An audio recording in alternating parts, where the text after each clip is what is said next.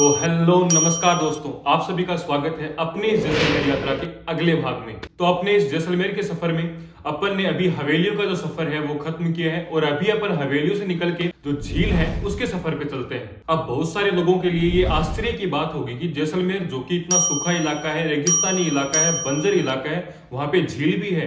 तो हाँ, बिल्कुल वहां पे झील भी है और उस झील का नाम है गड़ीसर झील। अब बहुत सारे लोगों को ये लगेगा कि ये जो झील है ये अभी बनाई गई होगी, पिछले 100-200 सालों में बनाई गई होगी, जब थोड़े बहुत संसाधन हो गए होंगे उसके बाद इस रेगिस्तानी इलाके में झील बनाई गई होगी, पानी को स्टोर किया गया हो। लेकिन मैं आपको बता देता हूँ, ऐसा बिल्कुल नहीं है। ये जो झील है ये झील है सन 1365-67 के आसपास बनाई गई थी। और उससे भी रोचक बात यह है कि इस झील का जो स्टार्टिंग का जो काम है, इस झील का जो शुरुआती जो कार्य है वो महारावल जैसलदेव भाटी ने किया था। वो भी उस समय पे करवाते हैं जब उन्होंने जैसलमेर दुर्ग का निर्माण करवाया था, यानी लगभग सन 1155 ईस्वी के आसपास में। अब आप अनुमान लगा सकते हैं कि ये जो झील है ये कितनी पुरानी है। और ये जो झील है जो कि एकदम से रेगिस्तानी इलाके में बनी हुई है, और ये जो झील है ये इस बात को दर्शाती है कि जैसलमेर में भाटी राजवंश में जो शासक हुए हैं वो अपनी प्रजा के प्रति जो जिम्मेदारियां हैं उनका जो निर्वहन है वो कितने अच्छे तरीके से करते थे और वो अपनी जिम्मेदारी के प्रति कितने उत्तरदायी थे। तो यार आप ही सोच सकते हो कि जो इतना रेगिस्तानी इलाका है, बंजर इलाका है, जहाँ पे वर्तमान समय में वर्षा जो है वो बहुत ही ज्यादा कम होती है, वहां पे वहां का जो शासक है वो उस समय पे सन 1155 ईस्वी के आसपास वहां पे अपनी प्रजा के लिए पानी स्टोर करने के लिए झील निर्माण का सोचता है। मतलब बहुत ही बड़ी बात है ये अपने आप में। अगर आपको पुराने समय का एकदम उत्तम तरीके का वाटर स्टोरेज सिस्टम देखना है तो आप इस झील को देखने के लिए जा सकते हैं। हालांकि ये जो झील है ये पर्यटन की दृष्टि से भी बहुत ज्यादा महत्वपूर्ण झील है और इस झील को देखने के लिए राजस्थान ही नहीं अपितु भारतवर्ष से, दुनिया भर से भी जो पर्यटक हैं वो इस झील को देखने के लिए आते हैं। और जब आप इस झील को देखने के लिए जाओगे तो आप रेगिस्तान के अंदर पानी देख के ये पता नहीं लगा सकते कि ये जो जगह है ये जैसलमेर है। यानी देखने पे लगता ही नहीं है कि अपन जैसलमेर में खड़े हैं और जैसलमेर में अपन झील को देख रहे हैं। अब अगर अपन बात करें इस झील का जो एंट्रेंस है, इस झील का जो मुख्य द्वार है, उस मुख्य द्वार को टीलों की पोल के नाम से जाना जाता है। यानी जो मुख्य द्वार है, दरवाजा है, उसका नाम टीलों की पोल है। पोल का मतलब होता है दरवाजा, ठीक है। अब ये जो टीलों की पोल है इसके निर्माण में भी अपने आप में एक रोचक कहानी है। उस कहानी के बारे में अपन आगे बात करेंगे। तो सबसे पहले अपन बात करते हैं इस झील के बारे में। इस झील का नाम है गड़ीसर झील, जो कि जैसलमेर जैसे रेगिस्तानी और बंजर इलाके में अपनी एक अलग पहचान रखती है। और हो भी क्यों ना, अगर प्यासे को पानी मिल जाए तो इससे बड़ी बात उसके लिए और क्या हो सकती है। उसी प्रकार जैसलमेर जैसे रेगिस्तानी इलाके को अगर झील मिल जाए तो उससे बड़ी बात और क्या हो सकती है। वो भी उस समय पे, जिस समय पे इतने ज्यादा संसाधन वगैरह नहीं थे, इतनी ज्यादा कृषि वगैरह यहाँ पे की नहीं जा सकती थी, उस समय पे जैसलमेर में झील बनाई गई थी, वो भी पानी के स्टोरेज के लिए। ये अपने आप में बहुत अच्छी बात है, बहुत ही बड़ी बात है। तो थोड़ा सा अपन ये जो झील है जिसको गड़ीसर झील के नाम से जाना जाता है, इसकी हिस्ट्री के बारे में अपन बात कर लेते हैं। इस झील का जो प्रारंभिक निर्माण कार्य है वो राव जैसलदेव भाटी ने करवाया था और उस समय पे बरसात का जो पानी है उसको स्टोर करने के लिए इस झील का निर्माण करवाया गया था। और ये जो गड़ीसर झील है इसका अपने आप में जैसलमेर के लिए बहुत ही ज्यादा महत्व था, क्योंकि ये जो झील है इससे ही पूरे जैसलमेर राज्य को पानी की सप्लाई होती थी। इवन जब जैसलमेर के किले में भी अगर पानी समाप्त हो जाता था तो इस गड़ीसर झील से ही जैसलमेर के किले में पानी पहुंचाया जाता था। अब धीरे धीरे समय आगे बढ़ता है और साल आता है सन 1367 ईस्वी।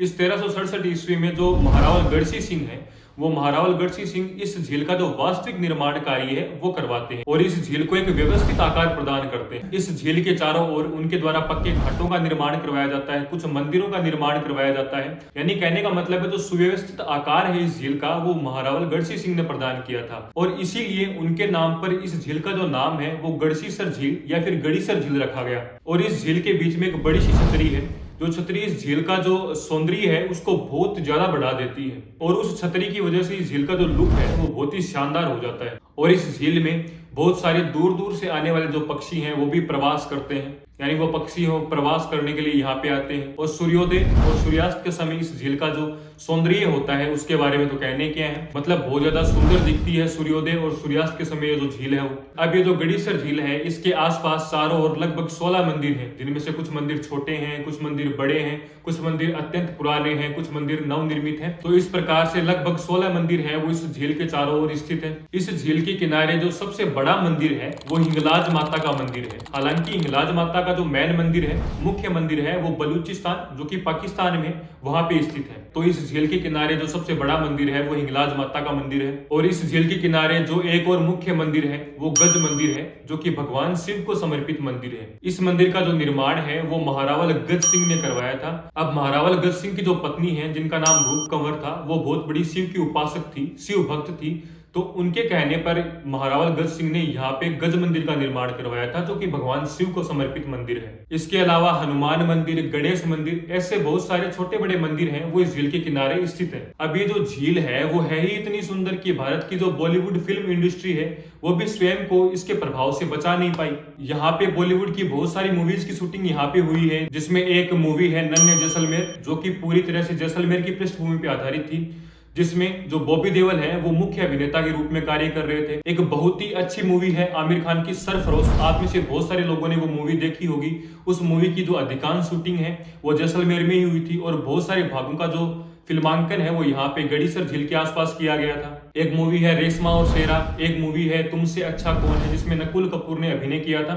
ऐसी बहुत सारी जो फिल्में हैं उनकी शूटिंग गड़ीसर झील के आसपास या फिर इस लोकेशन पे हुई है। तो इस बात से आप अंदाजा लगा सकते हैं कि जो झील है ये कितनी ज्यादा सुंदर है। अच्छा, एक बहुत ही इंटरेस्टिंग सी कहानी है। अब पता नहीं वो कितनी ज्यादा सच्ची है या फिर उसमें कितनी ज्यादा सच्चाई है। तो कहानी इस प्रकार से है कि जब पुराने समय में जब किसी लड़के का अगर रिश्ता तय करना होता था या फिर लड़के के लिए लड़की देखनी होती थी, तो क्या करते थे, उस लड़की के जो माता पिता हैं वो इस गड़ीसर झील के किनारे पे आके खड़े हो जाते थे। तो यहाँ पे क्या होता था कि जो लड़कियां हैं वो मटके भर के पानी निकाल के अपने घर की ओर लेके जाती थी। तो जो लड़की सबसे ज्यादा मटके लेके जा रही होती थी, उस लड़की को पसंद किया जाता था उस लड़के के माता पिता द्वारा, क्योंकि उस समय पे लड़कियों की जो फिजिकल स्ट्रेंथ है उसको ज्यादा देखा जाता था।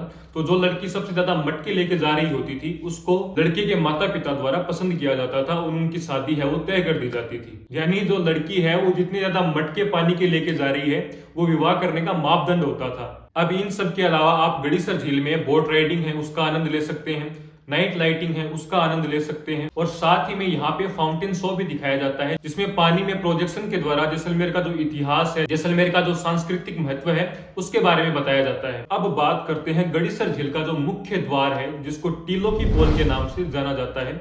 इस दरवाजे का क्या इतिहास रहा है उसके बारे में अपन बात करते हैं। अब ये जो टीलो की पोल दरवाजा है, इसको टीलो नामक एक नृत्यांगना ने बनवाया था। यानी एक नृत्यांगना थी जिसका नाम टीलो था, उस टीलो ने इस दरवाजे का निर्माण करवाया था। और ये जो टीलो है ये वर्तमान समय में जो पाकिस्तान में हैदराबाद है वहां की रहने वाली थी। ऐसी कहानियां हैं कि ये जो टीलो है ये बहुत ज्यादा सुंदर थी और महारावल के समक्ष नृत्य प्रस्तुत करती थी, जिसके बदले में उसे बहुत सारे पैसे वगैरह मिलते थे। अब एक दिन इस टीलो के दिमाग में एक बात आती है, वो सोचती है कि अपना जो कार्य है वो अत्यंत निम्न श्रेणी का कार्य है, तो क्यों ना कुछ अच्छा काम किया जाए।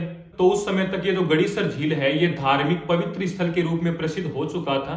तो यहाँ पे बहुत सारे साधु संत हैं वो आने लग गए थे।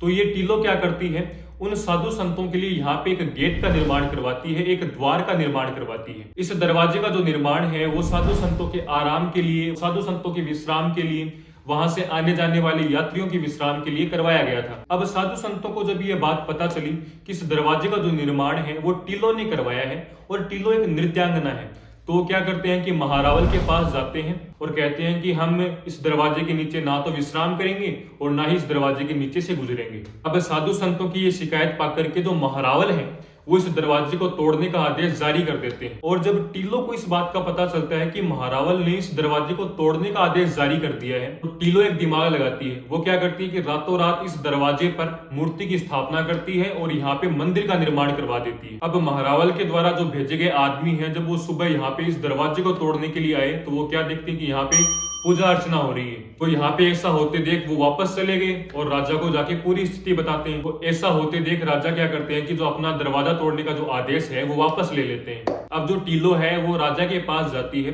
और राजा से कहती है कि भले ही आज के समय में इस दरवाजे के नीचे से कोई नहीं जा रहा है, लेकिन आने वाले समय में कभी ना कभी आप या आपके जो वंशज हैं वो इस दरवाजे के नीचे से जरूर जाएंगे। और यही कारण है कि महारावल के जो वंशज हैं वो वर्तमान समय में भी इस दरवाजे के नीचे से होकर नहीं जाते हैं। साल में 2 बार गणगौर के दिन और दशहरे के दिन भाटीराज परिवार के जो सदस्य हैं वो गड़ीसर झील आते हैं, परंतु टीलो की पोल के नीचे से होकर नहीं जाते, यानी इस दरवाजे के नीचे से होकर नहीं जाते हैं। उनके आने जाने के लिए अलग से दरवाजों का निर्माण किया गया है, जो कि स्पेशल तौर पे महारावल के जो वंशज हैं, भाटी राज परिवार के जो सदस्य हैं, उनके आने जाने के लिए प्रयोग में लिए जाते हैं। अब ये जो दरवाजा है जिसका नाम है टीलों की पोल, इसके निर्माण में भी सीमेंट और चूने पत्थर का प्रयोग नहीं किया गया है। इसका निर्माण भी इंटरलॉकिंग सिस्टम के द्वारा करवाया गया है। इंटरलॉकिंग सिस्टम के बारे में मैं आपको बहुत बार बता चुका हूं, अब बताने की और ज्यादा आवश्यकता नहीं है। तो आज की यात्रा में बस इतना ही। मिलते हैं अपनी इस यात्रा के अगले भाग में, तब तक के लिए धन्यवाद।